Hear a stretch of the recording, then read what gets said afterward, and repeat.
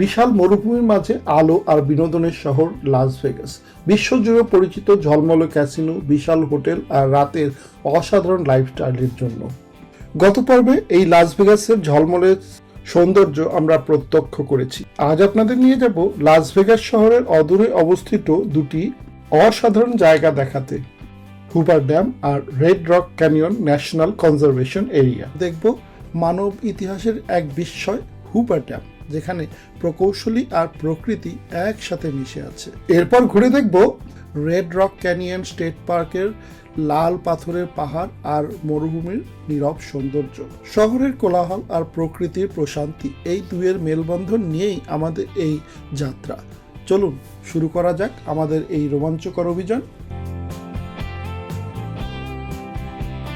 স্বাগতম আপনাদের সকলকে আমাদের ভ্রমণের চ্যানেল ভ্রমণ সঙ্গীতে। এই চ্যানেলে আপনারা দেখতে পাবেন পৃথিবীর প্রাকৃতিক অত্যাশ্চর্য জায়গাগুলি, দেখতে পাবেন ইয়েলোস্টোন ন্যাশনাল পার্কের বিস্ফারিত গাইজার, ইয়োসেমিটির বিশাল গ্রানাইট ক্লিপ, জায়ান্ট ক্যানিয়নের অত্যাশ্চর্য সৌন্দর্য।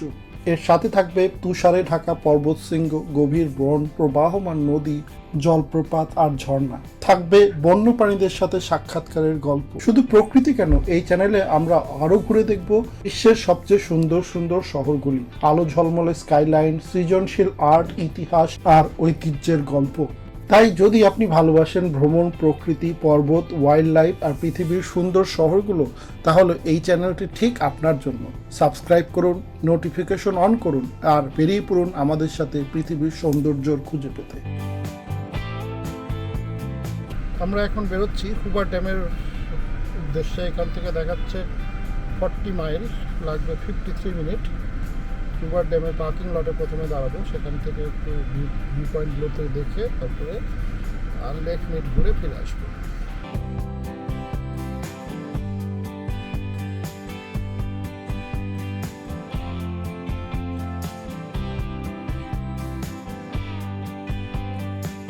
লাস ভেগাস শহরকে পিছে ফেলে আমরা রওনা দিলাম হুবার ড্যামের পথে। শহরের রাস্তার ব্যস্ততা ধীরে ধীরে মিলিয়ে যেতে থাকলো, সামনে খুলে যেতে থাকলো নেভেদার বিশাল মরুভূমি আর বিস্তীর্ণ দৃশ্য। রাস্তার দুপাশে ধূসর পাহাড়, পাথুরে ভূমি, মাঝে মাঝে শুকনো গাছ, সব মিলে একেবারে সিনেমার মতো ফিল। এই রাস্তাটাই US 93 বা বর্তমানে ইন্টারস্টেট 11।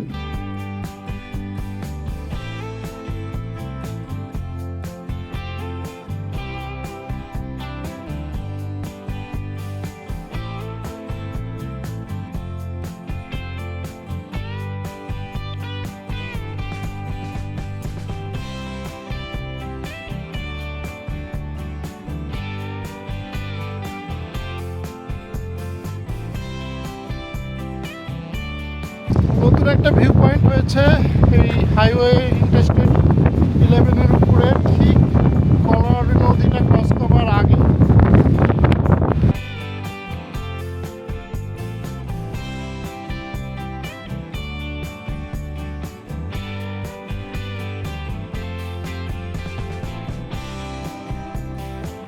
এই নীরব নিস্তব্ধ হাইওয়ে বা ইন্টারস্টেট 11-এর মধ্যে হঠাৎই যেন অবিশ্বাস্য রূপে দেখা দেয় রবার্ট এল মেন্ডেলহাল সিনিক ওভারলুক পয়েন্ট।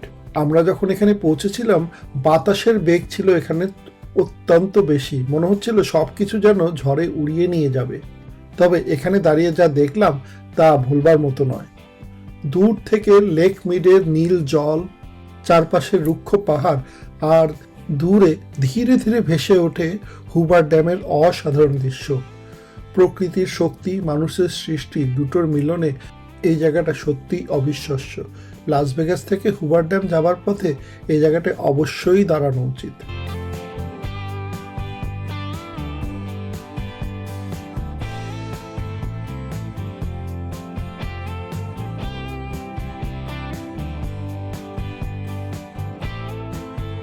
চারপাশের এই রুক্ষ সৌন্দর্য দেখতে দেখতে কখন যে আমরা হুবার ড্যামের জন্য যাওয়ার যে এক্সিটটা ছিল সেটা মিস করে আগে চলে গেছি সেটা বুঝতেই পারলাম না। যখন খেয়াল হলো তখন অনেকটা দেরি হয়ে গেছে, তাই আমাদেরকে প্রায় মাইল 5 আগে যেয়ে ফিরে আসতে হবে। হুবার ড্যামের আরও একটা উল্লেখযোগ্য দিক হচ্ছে হুবার ড্যামের অর্ধেকটা নেবেদা আর বাকি অর্ধেকটা পরে অ্যারিজোনার মধ্যে। তাই যখনই আমরা এই করোনাডো নদী পার হয়ে এপারে চলে এলাম তখন আমরা নেবেদা থেকে অ্যারিজোনাতে পৌঁছে গেলাম। অ্যারিজোনার প্রথম এক্সিটে আমরা ইউটার্ন নিয়ে আবার নেবেদার দিকে ফিরে যেতে থাকলাম। এইবার এক্সিট ফর হুবার ড্যাম দেখার সাথে সাথে আমরা এক্সিট নিয়ে নিলাম হাইওয়ে থেকে এক্সিট নিতেই প্রকৃতি যেন আরও হাতের নাগালের মধ্যে চলে আসে। এখান থেকেই যেন আমাদের শুরু হয় নতুন অ্যাডভেঞ্চারের, যেখানে অপেক্ষা করছে ইতিহাস, প্রকৃতি আর অসাধারণ দৃশ্যের মিলন।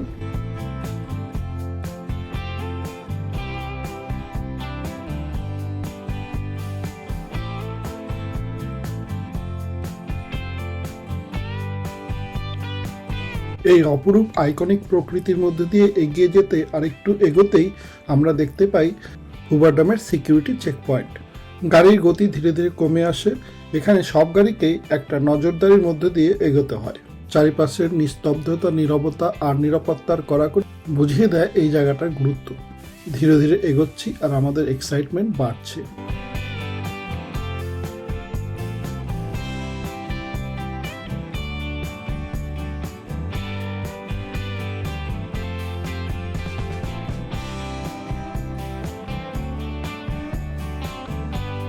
চেকপয়েন্ট পার করে আরেকটু আগে যেতে হাটের ডান পাশে দেখা যায় ইতিহাসের বিশাল নির্মাণ কাজের এক স্মৃতি। এ পথেই গড়ে উঠেছিল হুবার ড্যাম। হাজার হাজার শ্রমিকের কঠোর পরিশ্রম আর অসাধারণ ইঞ্জিনিয়ারিং দক্ষতার ফল এই হুবার ড্যাম। পাহাড় কেটে পাথর ভেঙে এই বিশাল কাঠামো তৈরি করা হয়েছিল শতাব্দী আগে। ভাবলেই শিহরণ জাগে। ডান পাশে সেই রুক্ষ পাথরের দেয়ালে আজও সাক্ষী হয়ে আছে মানুষের ইস্পাত শক্তি, প্রকৃতিকেও চ্যালেঞ্জ করার ক্ষমতা। রাস্তার পাশের ডান দিকের এই পার্কিং লট সংলগ্ন এলাকায় এই মানুষের অসাধারণ কীর্তির স্মৃতিকে উস্কে দেওয়ার জন্য রয়েছে বেশ কিছু মেমোরিয়াল। কী ধরনের কাজ হয়েছিল, কারা এই কাজ করেছিল, তাদের বেশ কিছু নিদর্শন আর কিছু লোকের ছবি আর সেই সময়কার কিছু পুরনো স্মৃতি এখানে দেখা যেতে পারে।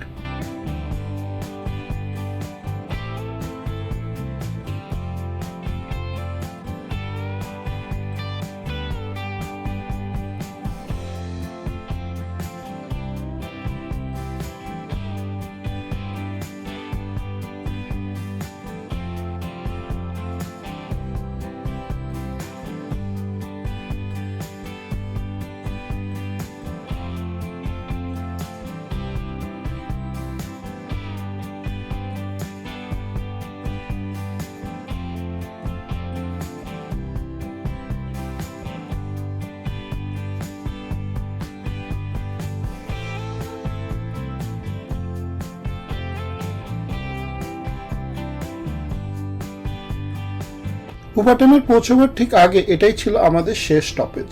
এখান থেকে আরেকটু আগাতেই আমরা হাতের বাঁ পাশে দেখতে পেলাম একটা বিশাল বড় parking lot, multi structure. Hoover Dam পরিদর্শনের গাড়ি পার্ক করবার জন্য এটি প্রধান এলাকা।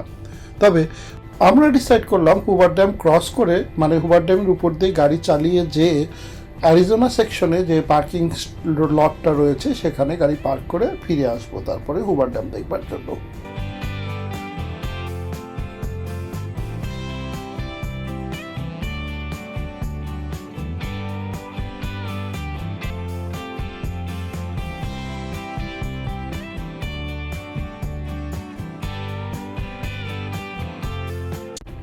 এবং অবশেষে আমরা ড্রাইভ করছি সরাসরি হুবার ড্যামের ঠিক উপর দিয়ে।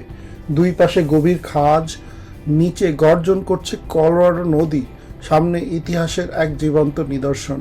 গাড়ি ধীরে ধীরে এগোচ্ছে আর চারপাশের দৃশ্য যেন বিশ্বাসই হতে চায় না। একদিকে বিশাল লিক মিট, অন্যদিকে পাহাড় কেটে তৈরি করা হয়েছে এই মহাকার কংক্রিটের দেয়াল। এই রাস্তা শুধু ড্রাইভ নয়, একটা অনুভূতি, যেখানে প্রতিটি মুহূর্তে মিশে আছে ইতিহাস, প্রকৃতি আর মানুষের অসাধারণ সৃষ্টি। হুবার ড্যামের উপর দিয়ে ড্রাইভ করা এক অনন্য অভিজ্ঞতা।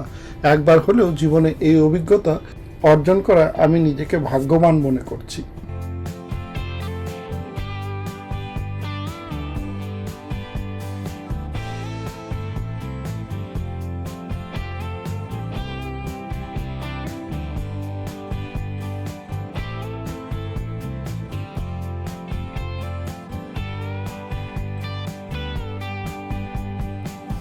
গাড়ি পার্ক করে আমরা হুবার ড্যামের দিকে হাঁটা শুরু করলাম। প্রতিটা পদক্ষেপের সঙ্গে যেন উত্তেজনা বাড়তে থাকলো। সামনে ধীরে ধীরে বড় হতে থাকলো এই বিশাল কংক্রিটের দেয়াল, চারপাশে পাহাড়, নিচে গভীর কলোরাডো রিভার, আর মাঝখানে দিয়ে হাঁটার এক অনুভূতি একেবারেই অন্যরকম। হালকা বাতাস, মানুষের কোলাহল আর ইতিহাসের স্পর্শ, সব মিলিয়ে এই হাঁটাটা ওঠে অসাধারণ এক অভিজ্ঞতা। গাড়ি থেকে নেমে এই ছোট্ট হাঁটা কিন্তু মনে থাকবে অনেক দিন।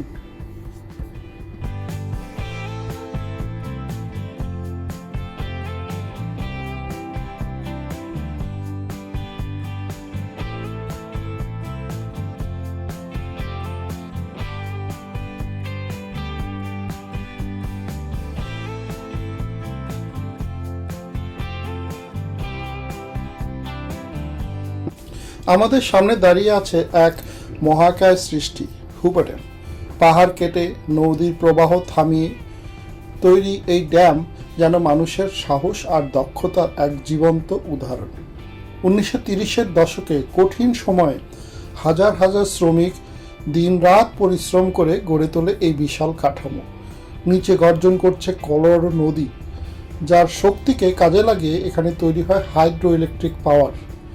এই যে ডান দিকে দেখা যাচ্ছে ঘরগুলো, ওইটাই হচ্ছে হাইড্রো ইলেকট্রিক পাওয়ার। সামনে দেখা যাচ্ছে ইলেকট্রিকের ট্রান্সমিশন ইকুইপমেন্ট। ড্যামের ভিতরে থাকা টাওয়ারগুলো এই প্রবল জল প্রবাহকে বিদ্যুতে রূপান্তর করে, আর এই বিদ্যুৎ ছড়িয়ে পড়ছে নেভাদা, অ্যারিজোনা আর ক্যালিফোর্নিয়ার বিভিন্ন শহরে। ভাবতেই অবাক লাগে এই জায়গা থেকে কত হাজার মানুষের জীবনের আলো জ্বলে।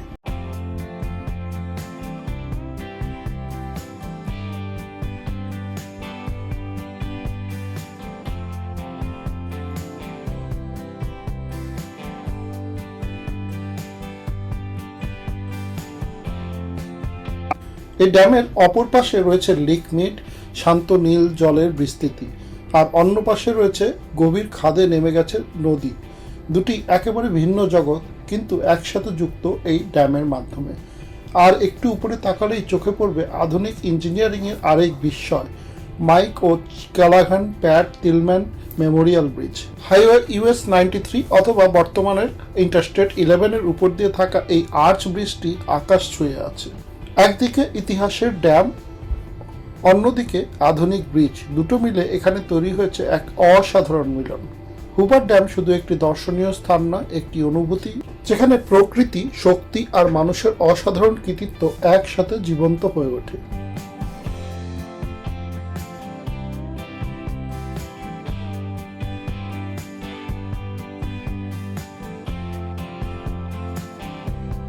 আমরা এখন রয়েছি হুবার ড্যামের সামনে। পৃথিবী বিখ্যাত একটি বাঁধ বা ড্যাম, যেটা কলোরাডো নদীর উপরে করা হয়েছিল বেশ কিছু বছর আগে, সম্ভবত 1930 সালের দিকে। এই যে ড্যামটা, পিছনে যে নদীটা দেখা যাচ্ছে, এই যে কলোরাডো নদীকে এই জায়গাটাতে বাধাগ্রস্ত করা হয়েছে।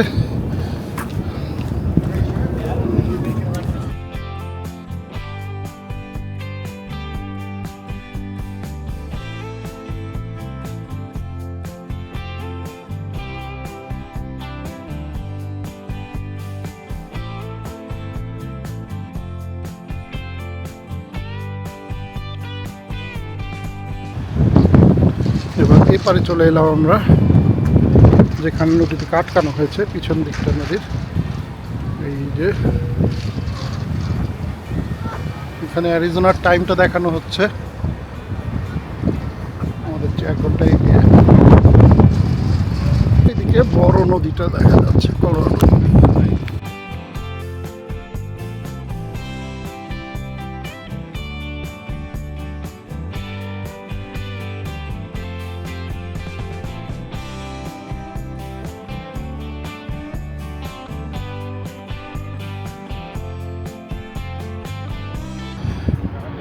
হুবার ড্যামের স্পিলওয়ে, এই স্পিলওয়ের এইখানে বেশ ডিপটা দেখা যাচ্ছে। এখন জল টল নেই, শুকনো টাইম, তাই এখন স্পিল হওয়ার কোনো সম্ভাবনা নেই।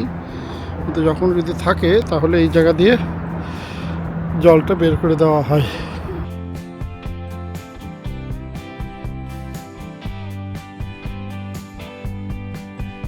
আমরা গাড়ি পার্ক করেছিলাম অ্যারিজোনা সাইডে, তাই ড্যাম ঘোরা শেষ করে আবার হেঁটে চলে গেলাম পার্কিংয়ের দিকে। হাঁটার সময় চারপাশের ভিউটাও ছিল দারুণ, উপরে আকাশ, নিচে গভীর কালোয়ার নদী আর চারিদিকে পাহাড়ি দৃশ্য।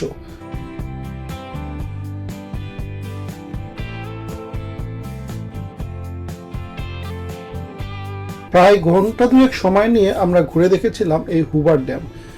সত্যি এক অবিশ্বাস্য আর স্মরণীয় অভিজ্ঞতা। বিশাল সেই স্ট্রাকচার, এর ঐতিহাসিক গুরুত্ব, ভবিষ্যতের প্রকৌশলী আর প্রযুক্তির নিদর্শন, সবকিছুই কাছ থেকে দেখে মুগ্ধ না হয়ে উপায় নেই।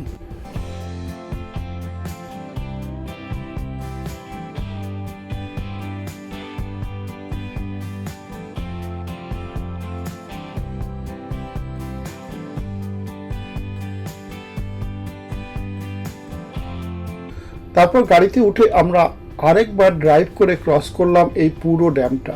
ধীরে ধীরে এগোতে এগোতে একদিকে বিশাল কংক্রিটের দেয়াল আর অন্যদিকের অসাধারণ ভিউ, এই মুহূর্তগুলো সত্যিই মনে রাখবার মতো। সব কিছু শেষ করে আমরা রওনা দিলাম আমাদের পরবর্তী গন্তব্যের দিকে, লেক মিড। এবার মরুভূমির মধ্যে অপেক্ষা করছে নীল জলের বিস্তার আর প্রকৃতির একদম ভিন্ন এক রূপ। চলুন দেখি সামনে কি আমাদের জন্য অপেক্ষা করছে।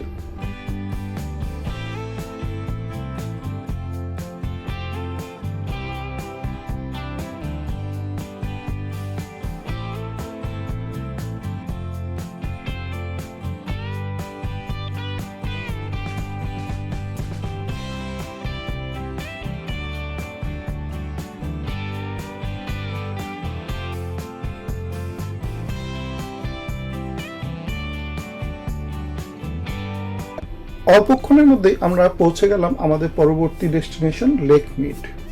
এই বিশাল মরুভূমির মধ্যে এই নীল জলারসি, যা প্রথম দেখাতেই অবাক করে দেয়। চারপাশে শুকনো পাহাড়, রুক্ষ ল্যান্ডস্কেপের মাঝে এই লেকটা যেন অন্য জগতের মতো লাগে।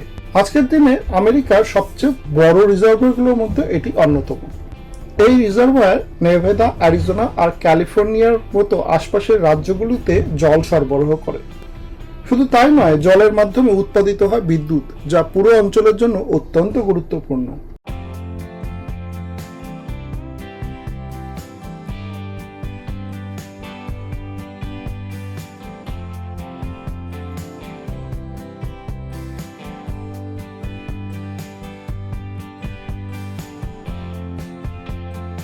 এই লেক মিডের ধারে দাঁড়িয়ে আপনি একসাথে দেখতে পাবেন প্রকৃতির সৌন্দর্য ও মানুষের অসাধারণ প্রকৌশলের ফলাফল। হালকা বাতাস, চারপাশের নীরবতা আর দূরে পাহাড়ের সারি, সব মিলিয়ে জায়গাটা মনকে শান্ত করে দেয়। দূরে বোটিং, কায়াকিং আর অন্যান্য জলক্রীড়া এই লেকটিকে আরো প্রাণবন্ত করে তোলে। অনেকে এখানে আসেন ক্যাম্পিং, ফিশিং বা শুধু শান্ত সময় কাটানোর জন্য। লেক মিড শুধু একটি লেক নয়, এটা প্রকৃতি আর মানুষের সাথে তৈরি করা এক অসাধারণ বিস্ময়, যা এই মরুভূমির মাঝেও জীবনের ধারাকে টিকিয়ে রেখে।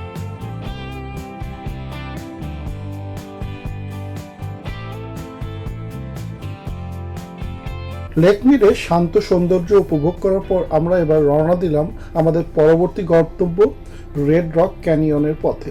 এই পথে আবার আমাদের লাস ভেগাস শহর হয়ে যেতে হবে। সেই ইন্টারস্টেট 11 ধরে আমরা লাস ভেগাসের দিকে এগিয়ে চলতে থাকলাম। দূরে লাস ভেগাস শহরের একটা অবয়ব ধীরে ধীরে দেখা দিতে থাকলো আর ধীরে ধীরে ওটা কাছে আসতে থাকলো।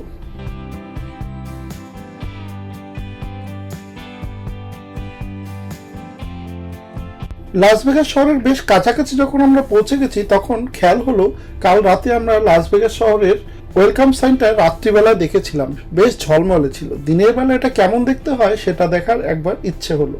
আমরা ডিসাইড করে নিলাম লাস ভেগাস সাইনের সামনে যে আমরা পার্ক করব গাড়ি।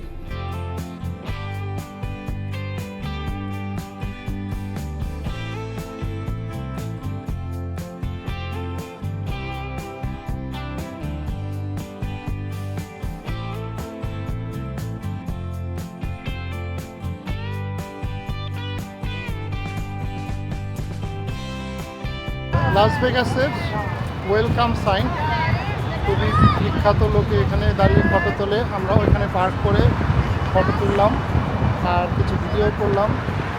খুব ইন্টারেস্টিং একটা থট। নিশ্চয়ই এরকম অনেক সাইনের সামনে দাঁড়িয়ে ফটো তুলেছি, বেশ ভালো লাগে। তারপরেও তবে প্রচুর লোকে এখানে অনেক পোজ নিয়ে ফটো তোলে, তাদের দেখতে বেশ interesting.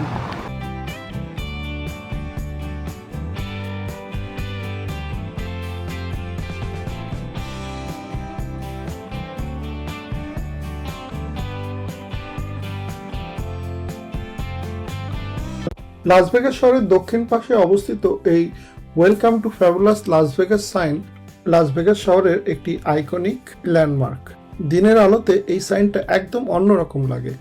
Welcome to fabulous Las Vegas Nevada, এই লেখাগুলো লাল তারকা আর ক্লাসিক ডিজাইন সবকিছু খুব পরিষ্কারভাবে দেখা যায়।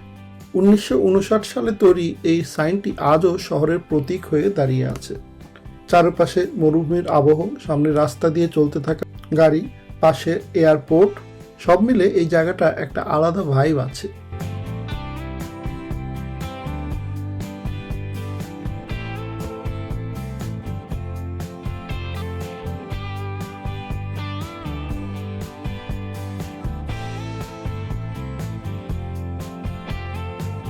এরপর আমরা রওনা দিলাম লাস ভেগাস থেকে পরবর্তী গন্তব্যের দিকে, রেড রক ক্যানিয়ন। শহরের ব্যস্ততা আর ঝলমলে পরিবেশ ধীরে ধীরে পেছনে ফেলে আমরা এগিয়ে চলেছি একদম ভিন্ন এক জগতের দিকে। কয়েক মিনিটের ড্রাইভের মধ্যেই দৃশ্যপট বদলে যেতে শুরু করে। উঁচু বিল্ডিংয়ের জায়গায় চলে আসে খোলা আকাশ, মরুভূমির রাস্তা, আর দূরে দেখা যায় লালচে পাহাড়ের সারি।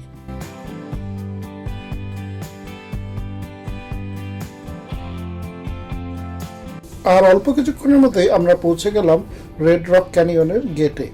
এখানে কেউ ছিল না এই বিকেলবেলাতে। এই পার্কে প্রবেশ করার জন্য $20 এন্ট্রি ফি দিতে হয়, কিন্তু আমাদের সেই অ্যানুয়াল পাস থাকার জন্য সেটা ওয়েভ অফ হয়ে যায়।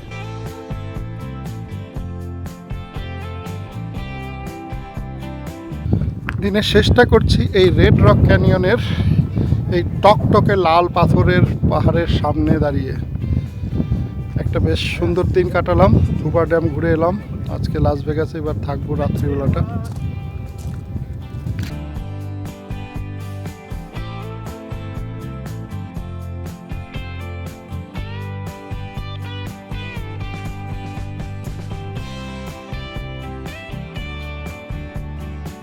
এই পাহাড়টাকে দেখলে মনে হয় যেন কেউ রং করে দিয়েছে, মানে ন্যাচারাল বলে মনেই হয় না, মনে হয় যে কেউ যেন এখানে এসে লাল রং করে লেপে দিয়েছে। Exactly.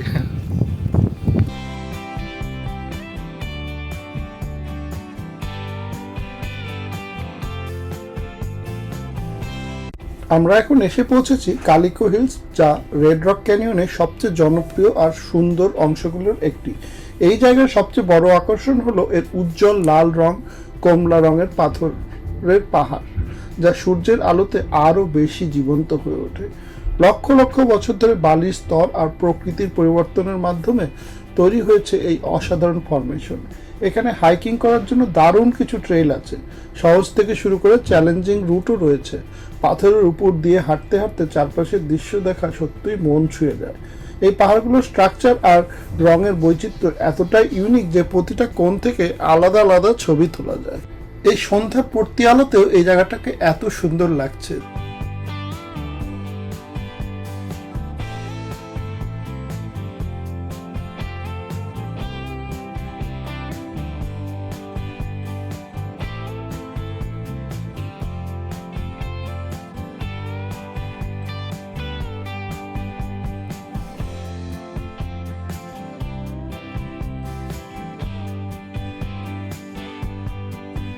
অ্যালিকো hill red rock national পার্কের second spot.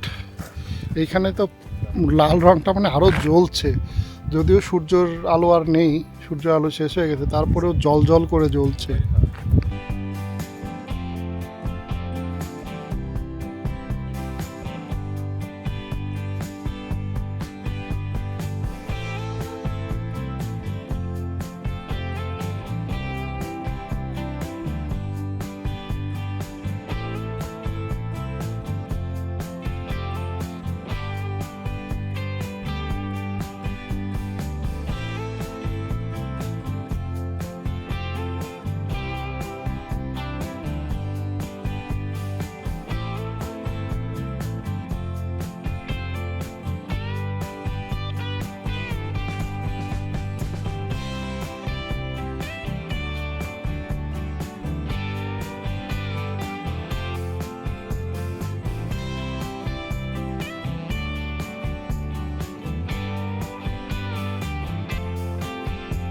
This is the third viewpoint, Calico Tanks.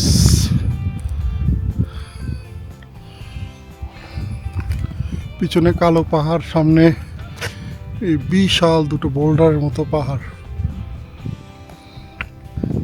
আর এদিকে এটা রয়েছে।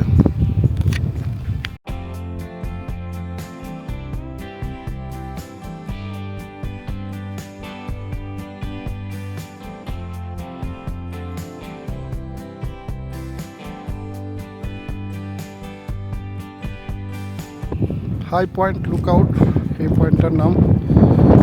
সুন্দর ভিউ পয়েন্ট, চারদিকে পাহাড় আর পাহাড়, আর একটু বৃষ্টি আসছে। কালো মেঘ এই পাশে দেখা যাক, কি কালো কুচকুচে কালো মেঘ, কালো পাহাড়ের গায়ে কালো মেঘ, আর এই দিকটায় লালচে পাহাড়, সামনে একটা ভ্যালি, ওইদিকে পাহাড়, আর এই যে রেড ক্যানিয়নের যে রেড রক, সেগুলো মেনলি এই বাঁ পাশটাতে।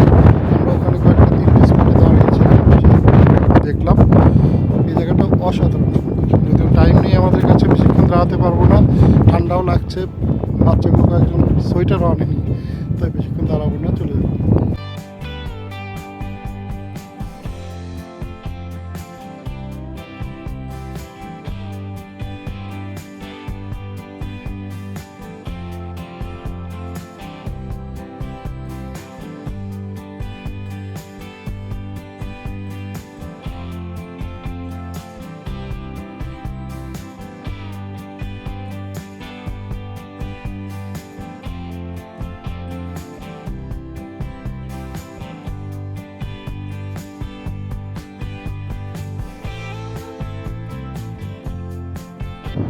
রেড রক ক্যানিয়নের প্রবাবলি লাস্ট স্পট। পিছনে দেখা যাচ্ছে কালো মেঘের, মানে কালো পাহাড়, তার উপরে কালো মেঘ, কোনো সময় ঝড়ঝড় বৃষ্টি হচ্ছে। আজকে রাস্তাটা দেখা যাচ্ছে বেঁকে বেঁকে উঠে আসছে, এই রাস্তায় উঠে এলাম, ঠান্ডা বিশাল বেড়ে গেছে, আর দাঁড়ানো যাবে না, চলে যাচ্ছি। চলো চলো চলো।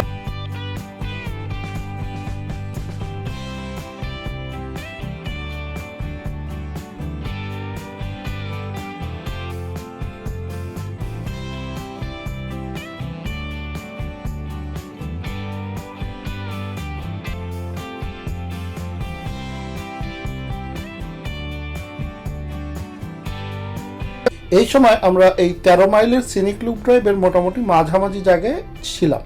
এখান থেকে যখন আমরা ড্রাইভ করতে শুরু করলাম, তখন আকাশটা কালো হয়ে উঠেছে। সূর্য তখন অস্ত চলে গেছে, কিন্তু কালো হওয়ার মেইন কারণ আকাশে তীব্র মেঘ, ঝিরঝির করে একটু বৃষ্টিও হচ্ছিল। তাই আমরা ডিসাইড করলাম আর কোথাও না দাঁড়িয়ে আমরা এবার আমাদের লাস ভেগাসের অস্থায়ী ঠিকানায় ফিরে যাব।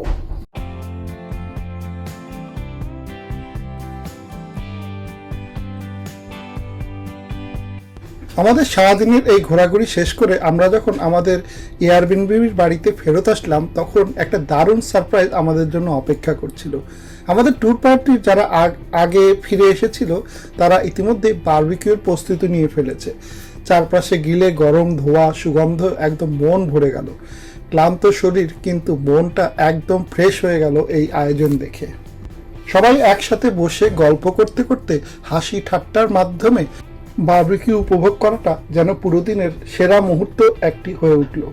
ট্রাভেলের আসল মজা এখানেই, একসাথে সময় কাটানো, ছোট ছোট মুহূর্তগুলো স্মরণীয় করে রাখা। দিনের ক্লান্তি ভুলে সেই উষ্ণ পরিবেশে আমরা সবাই মিলে মিশে দারুণ একটা সময় কাটালাম।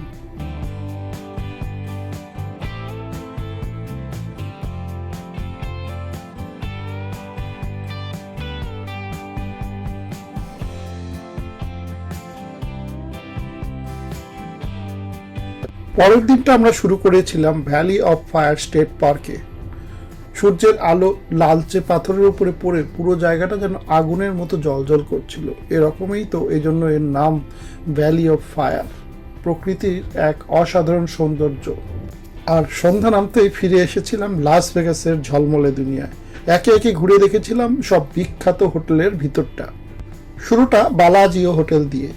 এই আইকনিক হোটেলের ভিতরে ঢুকলেই ফ্লোরি অফ কোমো স্যান্ডেলিয়ার, যা পুরো জায়গাটাকে স্বপ্নের মতো করে তোলে। ভেতরের পরিবেশটা খুব এলিগেন্ট আর ক্লাসিক, ইটালিয়ান ভিলা স্টাইলের ছোঁয়া স্পষ্ট। এরপরে গিয়েছিলাম ভিনিসিয়ান। এখানে ঢুকলে মনে হবে ইতালির ভেনিস শহরে যেন চলে এসেছি। এখানে রয়েছে নকল আকাশ, যেখানে দিন রাতের মতো আলো পরিবর্তন হয়, আর নিচে বয়ে যাচ্ছে খাল, যেখানে গন্ডোলা রাইডও করা যায়। এরপর সিজার্স প্যালেস, প্রাচীন রোমান সাম্রাজ্যের থিমে তৈরি। ভিতরে ঢুকলে বিশাল কলাম, মার্বেল স্ট্যাচু আর সোনালী ডেকোরেশন চোখে পড়ে। দিনটা শেষ করব ফ্রিমন্ট স্ট্রিটের অভিজ্ঞতা দিয়ে। যখন লাস ভেগাসের স্ট্রিপ গড়ে ওঠেনি, তখন ফ্রিমন্ট স্ট্রিটই ছিল লাস ভেগাসের প্রধান আকর্ষণ।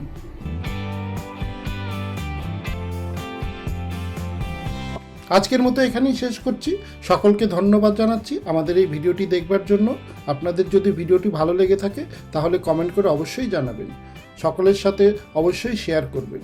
যদি কোনো সাজেশন থেকে থাকে তাও কমেন্ট করে জানান। আমন্ত্রণ রইল আমাদের পরবর্তী ভিডিওটি দেখবার জন্য।